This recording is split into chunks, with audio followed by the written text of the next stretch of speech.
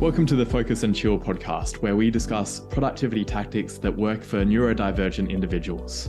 Every episode, we interview guests with lived experience of neurodiversity who also have a solid productivity and habit game, and pass the learnings on to you, our wise and benevolent audience. We're your hosts, Jeremy and Joey. I'm Joey, and I coach creatives to get moving on their most ambitious projects through the power of solid habits and strong focus. I'm also a perpetual student of psychology and perpetually on a quest to a one-armed chin-up. And I'm Jeremy, a neurospicy software developer turned startup founder, building the Focus Bear app to help people with ADHD and autism thrive at work. My cool party trick is leaving parties early so I can get to sleep in time for my 2-hour-long morning routine.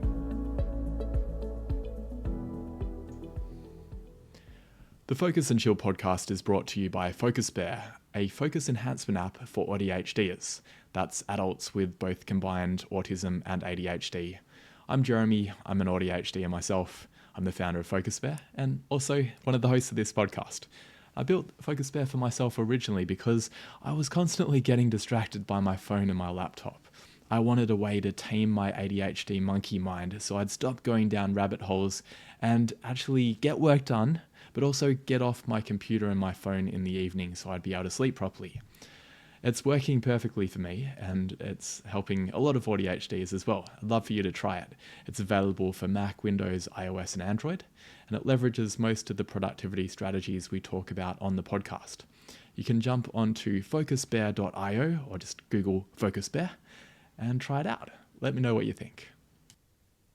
Welcome to episode number 65 of the Focus and Chill podcast. Today we're going to do an episode with just Joey and I.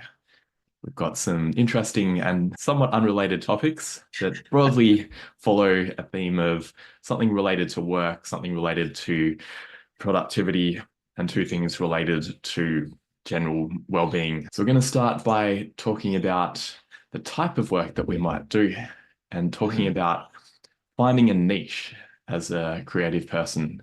In our last episode with just Joey and I, we were talking about free plane and other mind mapping tools.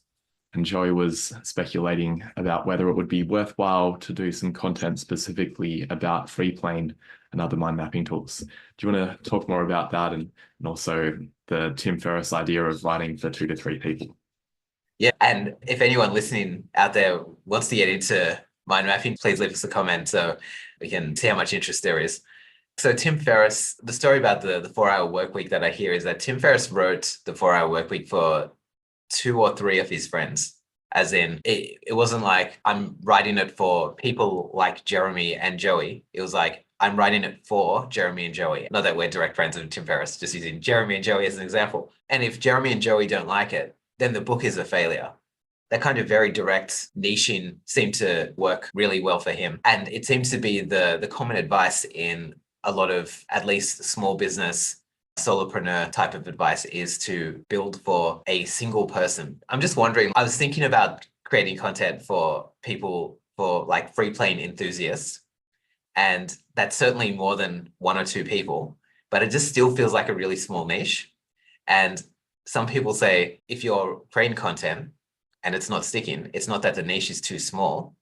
It's that your messaging isn't great. You're not addressing the problem in the right way. I think it's difficult to actually know, is it a case that it's the right niche, but you're not messaging in the right way versus your messaging is good. It's just that the niche doesn't want to buy what you got. And out of the case, you're probably going to know if you actually can get feedback from specific people. Yeah, so that's it. The idea of having people who represent the niche is probably a good idea. Yeah, that's right. I think where I failed in product development quite a lot is that I just want to rush to build the product because it's fun and it feels like there's progress. But like talking to people for me generally doesn't feel like progress. And sometimes it can be uncomfortable as well, right? Because they might tell you, hey, this isn't in very nice terms. They might say like, hey, this does not provide any value to me. And that can be tough, even in the early stages of prototyping, right?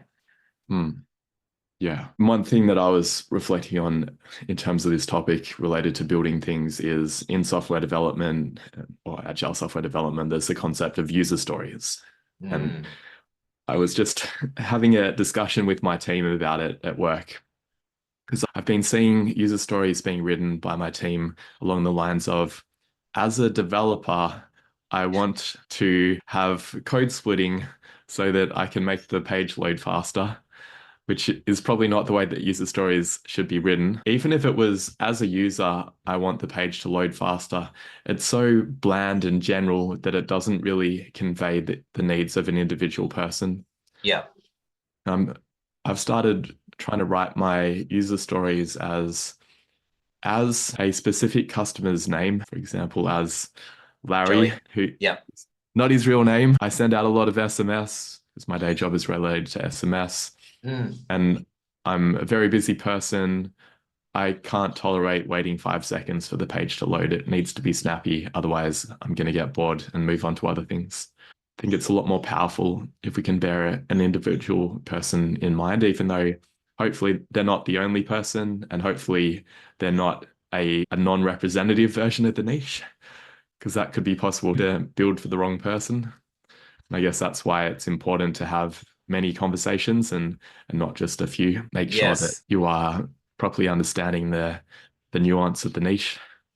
that's right. And I think the other thing I'd like to get your thoughts on is I hear quite a bit that you should be framing the problem in the language that the audience or your target market sees it. So, for example, kind of unrelated example, but I think this is a more concrete one. Let's say your target audience has a headache, but you know that the underlying problem is hydration. They're getting headaches because they're dehydrated.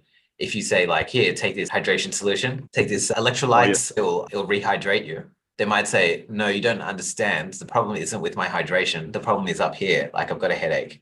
So sometimes it can be a matter of like, if you give people what they want first, then you're more in a position to give people what they need. And as engineers, sometimes we can try to solve the underlying problem without framing it in the way that our target market or target audience sees the problem. And wondering like, is that something that you try to do with your teams as well to get them in the head of the target audience? Or is that more the product manager role and you talk about the technical stuff with them? Well, I don't think I do this perfectly. I have a tendency to build. Mm, There's product market fit, and then there's market product fit, which is when you build the product first and then you try and find a market for it. I've been there. Oh man. Yeah.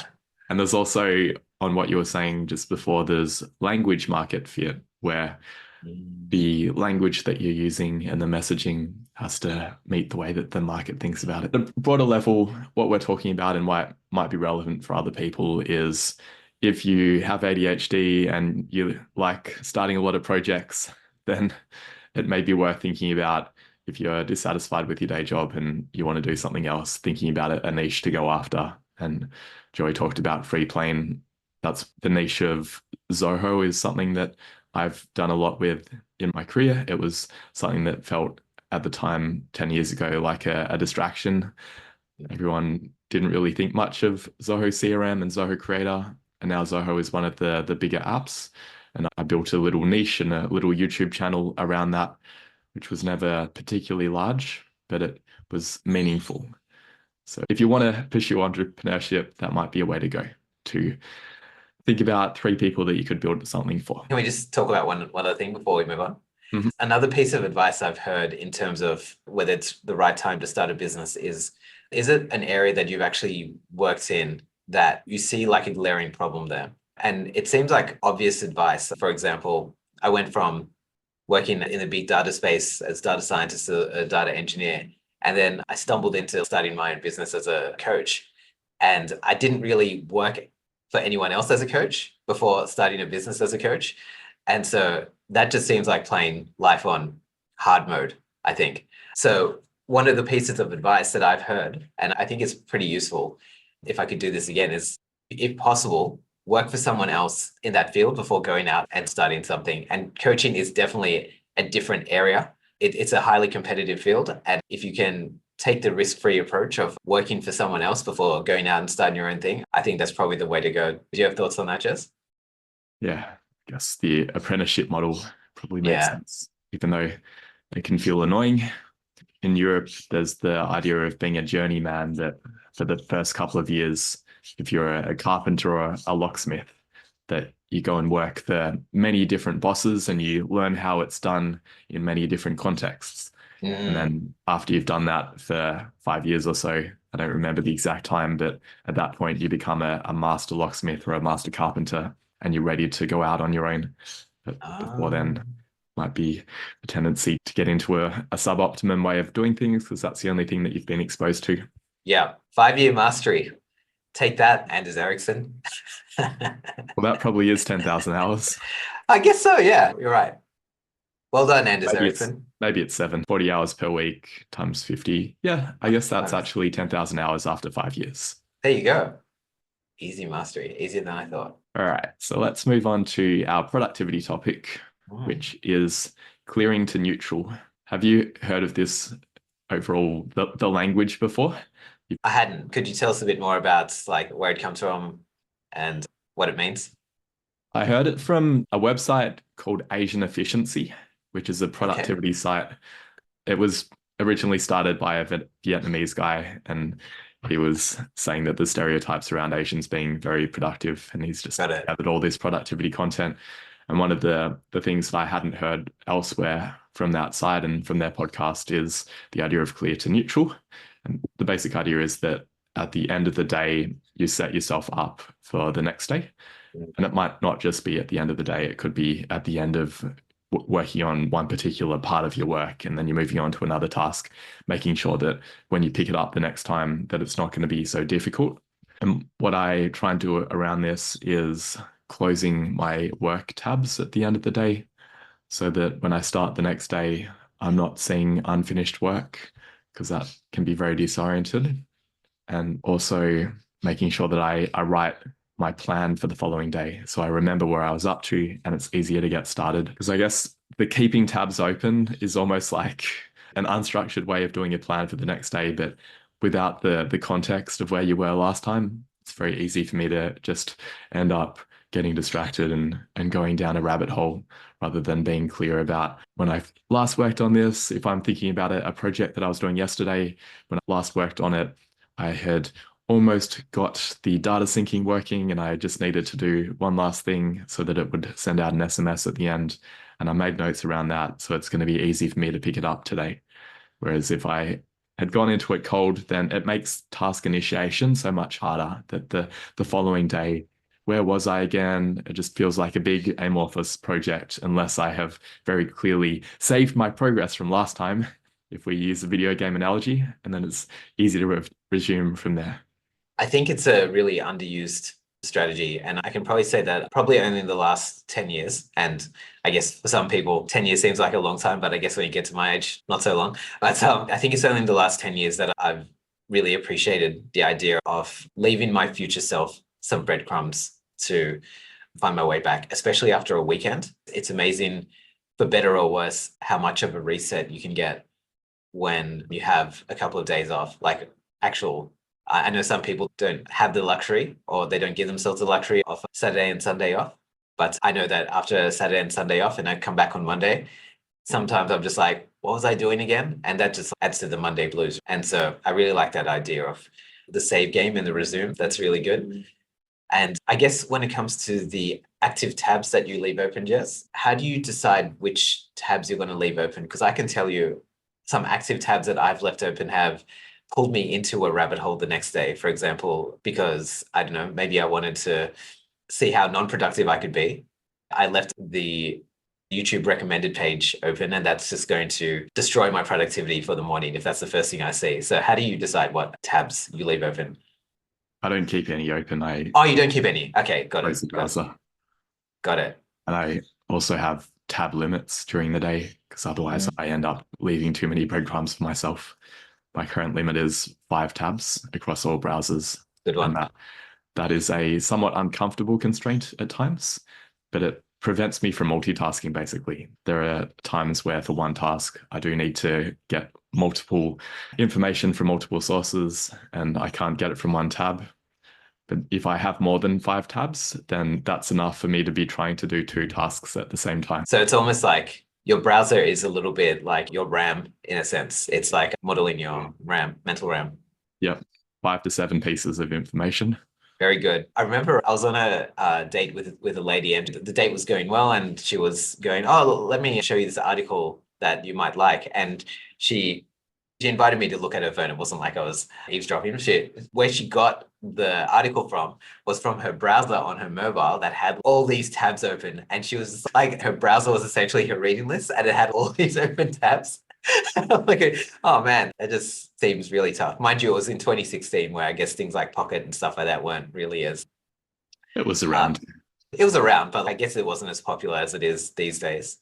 And I'm not sure if this is too much of a tangent, but I can also say that I'm not using Pocket as much anymore. Should I go into that or? Sure. Okay. So one of the things I've found that is tough with Pocket, I haven't found a good way to actually order my reading list. Order to me is very important. And also, I haven't found a way to annotate what I call an internal proposition on each of the articles. That is just basically a question that I want answered from the article. Sometimes I just want to read something for the pleasure of it, and that's okay.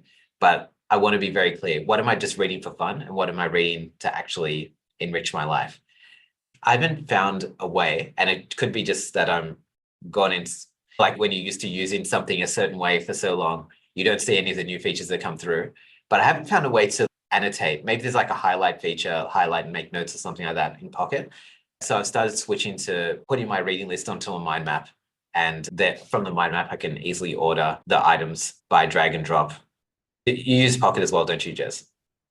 Not really actively. Oh, you don't? Okay. Doesn't it have a tag feature? The tag feature that I know about is like tag it as financial or educational or like 1 or 2 word type tag things. That didn't really meet my needs as much. I was more after something like the way I organize my reading list now is I'll read this article by Focus Bear and I'll make a little sub branch on the parent branch that says IP, internal proposition, and then say, what's the question I want answered? It's like, how did Jeremy start Focus Bear or something like that? After I finish reading it, I'll try and check back in and go like, did my question actually get answered? And if it did get answered, then it's like, oh yeah, Focus Bear is actually quite a reliable source to get my questions answered. And if not, it's like, oh, well, I like Jeremy, so I'll give him another chance. Yeah. All our AI generated articles, hopefully they do provide a good knowledge source. Yeah, I like that idea. I've heard that approach. I guess it's part of active reading, of having questions that you want answered by the article before you actually go into it. So you're not just skimming randomly, but you have a real purpose for reading it. That makes sense to do it that way. I'm still on even though I am reading some content, I'm still on my low information diet. So I'm only reading books, hence not really needing a list of organized articles. But the way that you're describing it makes sense. Can you say a bit more about the low information diet? Because I guess consider this some free coaching for Joey. Joey is a little bit scared to go on a low information diet, to saying only books and stuff. I tend to get a lot of insights and stuff from certain sources that come through my articles, because the books that I read are kind of like a very curated source. And then my podcasts are probably one step down. They're probably a little bit wider. And then my reading list is probably like an even wider source. And I find that I get some good diverse opinions from that layer. So in terms of overcoming the fear of missing out, how do you overcome that, Jess? Well, I did it for 3 months and found that my life wasn't considerably worse off from not consuming any content at all. I know that we've spoken in the past about the investment that it takes to consume an entire book, and maybe that's part of where you're coming from as well, that it may make sense to almost trial run the author's content before you actually put all of the time in reading their whole book. Is that what you do, that you'll read an article from an author first and then maybe listen to a Blinkist, and only at that point, if it seems like it's really valuable, would you read the whole book? Yes, that's right. So I think that's probably you're mentioning the active reading before, which is probably like the deeper end of the reading spectrum. I think towards the top is something, I can't remember whether it comes from Mortimer, but the idea of fractal reading, which is you don't necessarily read the book, but you read things around the book, or you consume things around the book. So like interviews with the author, or like opinion pieces by the author, to get an understanding of the author's mental models and their perspective, and to see whether those things are useful in terms of the reason why you're consuming their content. And then again, like you might be consuming their content purely for entertainment purposes, in which case you might not need to go into this detail. But I think what you're referring to there is probably the other end and equally important end of trying to understand, is it worthwhile going deeper into this topic with this author? Is this author going to be a good co-driver for me to get through this topic? Yeah, that makes sense. I think I still have been absorbing a lot of information, but it's been more oriented around in-person workshops and lectures. And I've found that better because I can ask questions in real time and I can take notes. I've been to a lot of conferences in the last couple of weeks, for example, and found that beneficial. It's not always the ideal approach, but I think part of it for me as well is recognizing that a lot of books and a lot of articles are quite repetitive and they're referencing an upper source, the idea that maybe, I don't know if it's postmodernism, but there aren't that many new ideas, and reading different books is maybe just looking at the same underlying perspective, and there's not necessarily that much new content. It's more about how do I internally actually metabolize these ideas, and that for me seems like it's better if I spend more time on doing my own reflection and my own journaling and writing to figure out how I can actually incorporate these principles into my life. Yeah. Yeah, it goes back to that old idea of reading can tell you the best of what other people know, but reflection can tell you only what you can know. So yeah, it's great that you got that balance.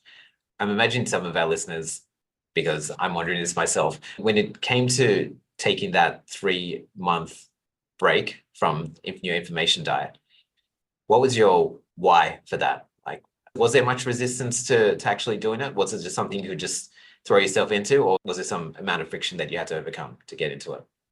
Yeah, there was definitely friction. I was doing it with a group as part of a challenge. Got it. Having other people do it with me made it easier. The hardest part was probably that I used audiobooks and podcasts as a way of helping myself to do boring work. Yes.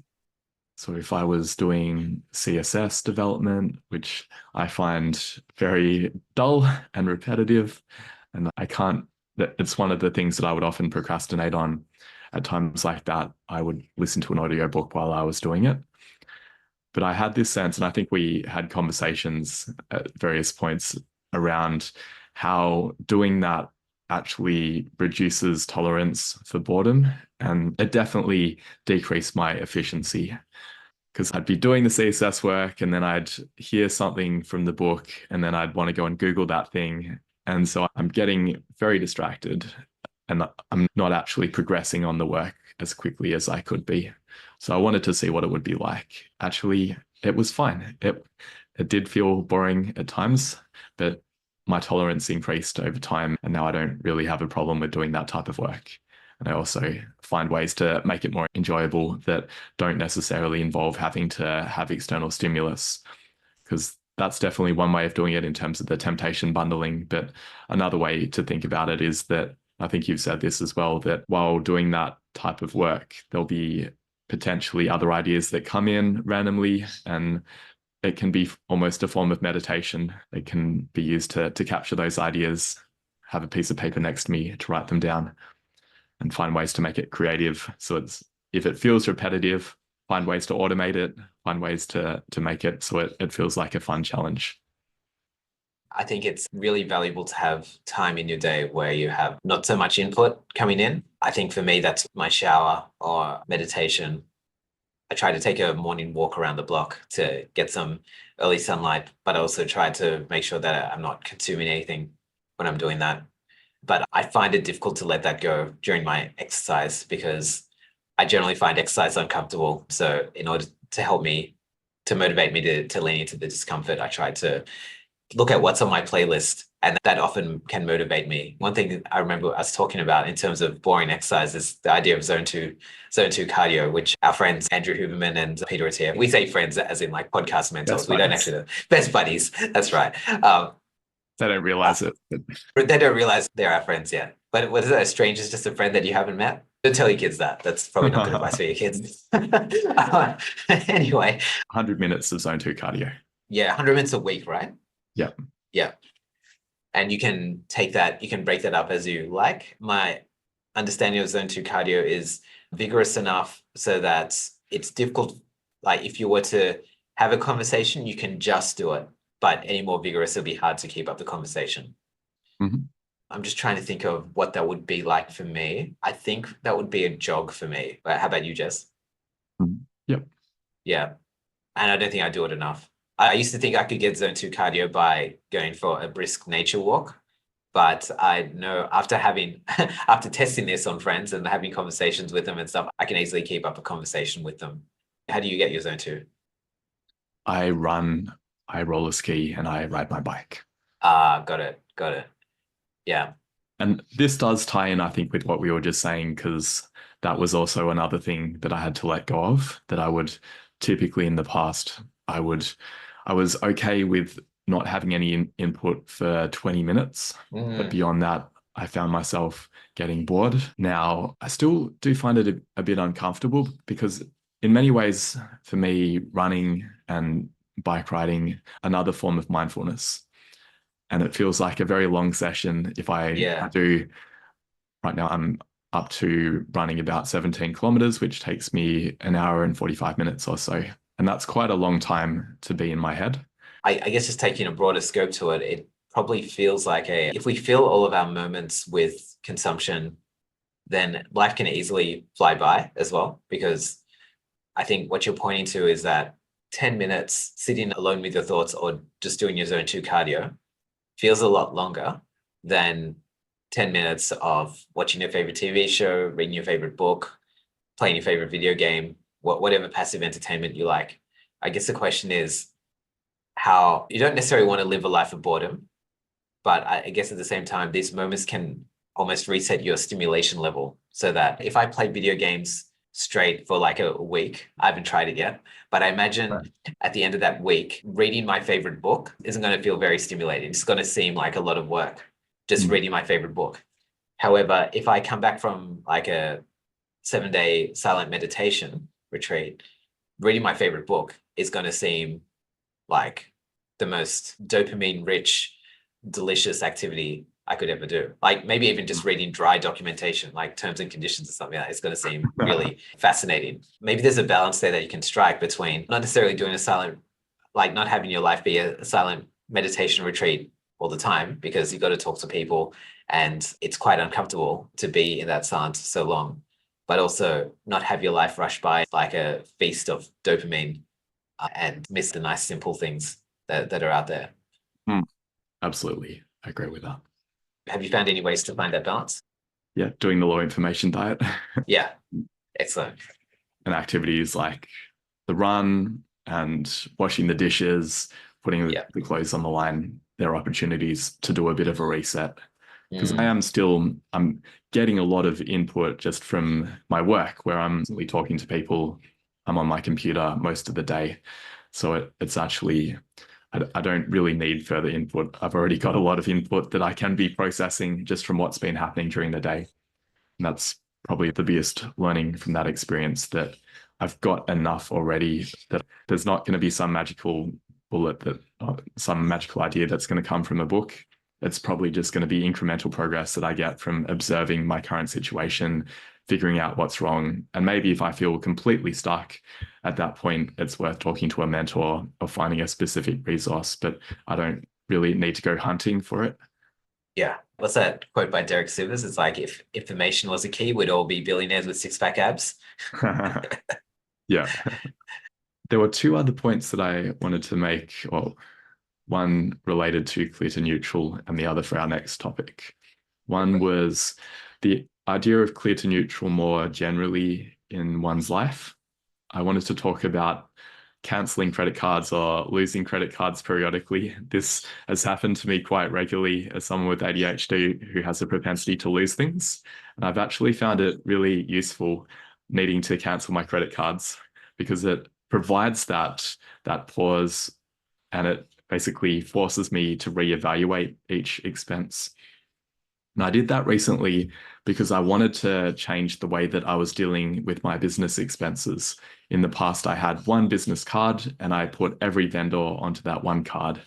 And it meant that the inertia or I wanted to cut some of these expenses, but it felt so painful to go in and have to find out where do I actually go and change my credit card, or how do I figure out how to cancel this plan. It was very difficult. So what I did recently is I froze my primary card, which meant that no expenses could come out.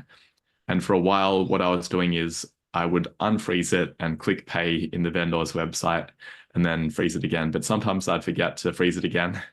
So I eventually then decided I'm just going to not use that card anymore. And I'm now using a different card provider, which allows me to set up to 200 virtual cards. So I now have a separate card for each vendor in my business. And I have a lot of software tools that I'm subscribed to. So there's probably up to, I'd say, 75 cards that I have now. But that process of having it opt in rather than opt out was really helpful for me, because it meant that instead of just paying for things and I'd be thinking, this is only $5 per month, it's not really worth canceling it, it's too much effort to do that. By default, it was cancelled. And I had to decide, do I really need this? And if I didn't have any need to open that site, then it was just cancelled and I didn't need it.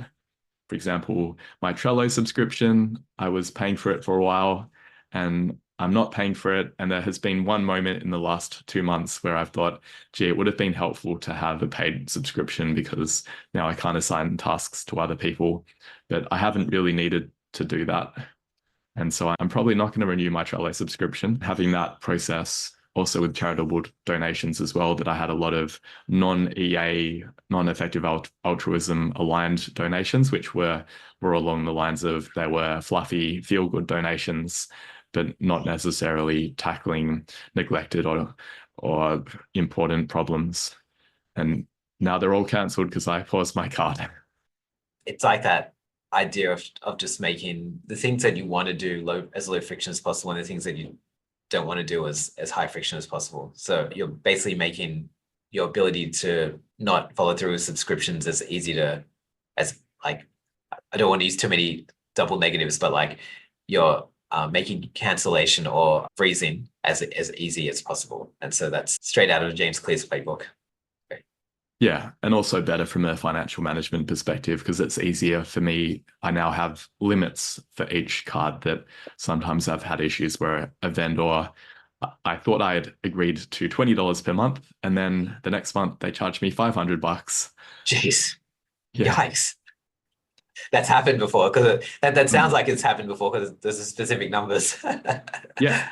Yeah, geez. I'm thinking of one vendor in particular, Lucky Yeah. Orange. I wasn't a fan of that approach. And now, because I've got my Airwallex limits for each card, I Yeah. can say this vendor can only charge me $21 per month. And I don't have that ADHD tax of it just happening and forgetting about the subscription. It's also helpful if I want to try something out, but I don't actually want to pay for it. I can set up a card with a limit of $2 so that it will pass the initial check where they see whether it has any money on it, but they won't actually be able to charge me the $30 per month or whatever they intend to charge me, that I have to go in and change the limit. So I'm really liking this approach. Yeah, nice one. Our last topic for the remaining 5 minutes is, and I think we might have a follow-up topic, is around ADHD medications and stimulants more broadly. I recently have been prescribed ADHD meds, and it's been an interesting experience for me, because I've heard a lot of people talk about how it changed their life and they could finally think about just one thing at a time and all the noise stopped. I didn't really find that to be an issue for me in the past, because I didn't mind all the noise. I'd just write down all the ideas on a piece of paper and then the noise stops. So I feel like there are some metacognitive strategies that can help with it.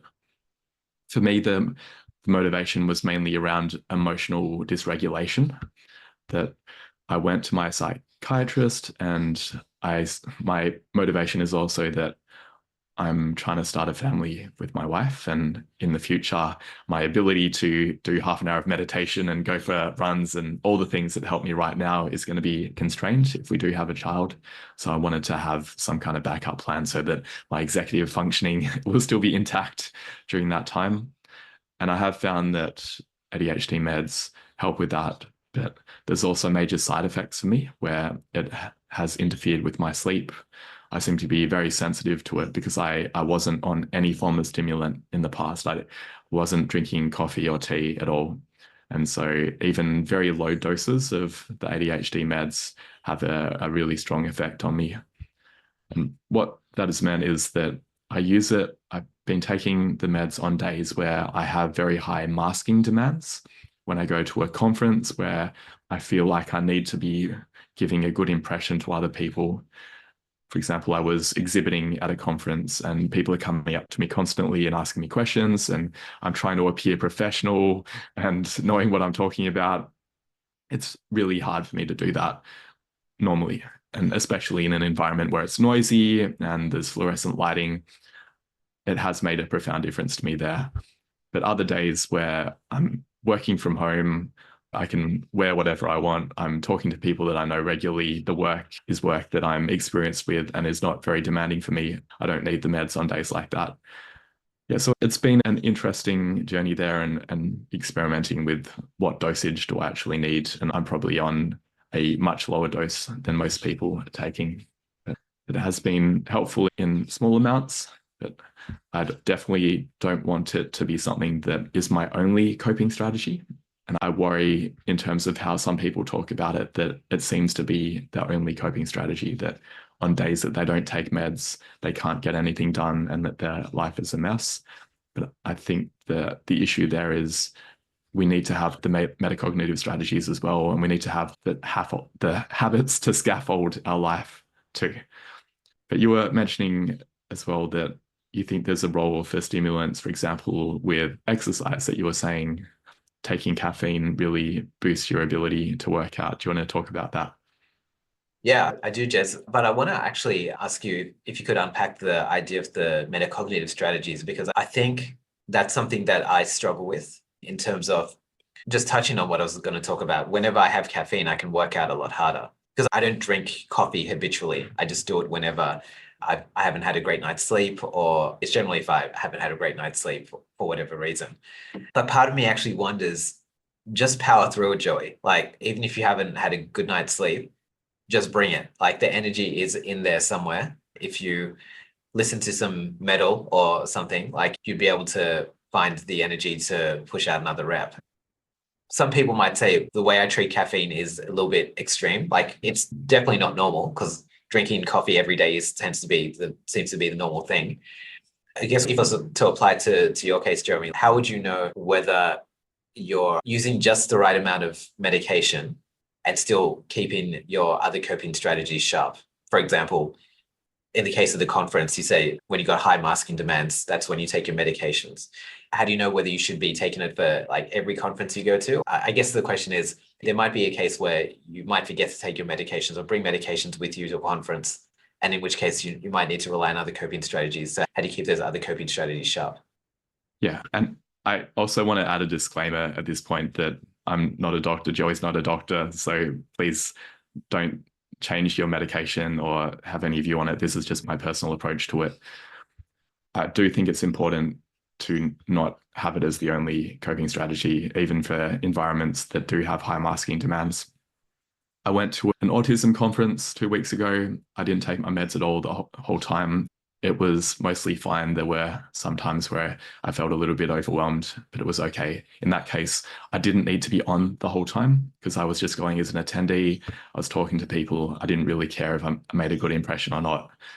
And that was fine. And I think there are some broader social skills that I continue to work on. I know I'm not necessarily a super slick conversationalist, but I do have some tactics that work for me. And it's important for me to remember that. And also to remember the things around energy management as well, to your point about listening to metal and being able to get into a headspace where you can bring it. I think that's very true, that caffeine is just unlocking or blocking up your adenosine receptors, however it works, so that you don't feel the sensation of fatigue. But there are other ways to do that as well, that often, like maybe doing some cardio at the start of the workout, can get into that same kind of perspective too. And I think it's helpful to have those alternate strategies, to go in and maybe do some power poses or to do some mindfulness, to do some other things that are going to get me into the same headspace can be fine. Yeah, definitely. Have a nap. Naps are great. Yeah. I'll lower my expectations that I don't really need to perform at a high level today, so I don't care what my level of performance is. I don't need to get a PB on this particular workout. That's a great one as well. Yeah. I think that's an underrated strategy. Just like reducing the scope and sticking to the schedule. Yeah. Good one. Right. Well, we're at 48 minutes now. We'll leave it there and maybe have a follow-up around potentially. I think it would be interesting to talk further about workouts and getting into the zone and finding ways to reach peak state more broadly. Sounds great. Have a great week, everyone. We'll be back next week, potentially with a guest episode, depending on whether they show up or not. See you, everyone.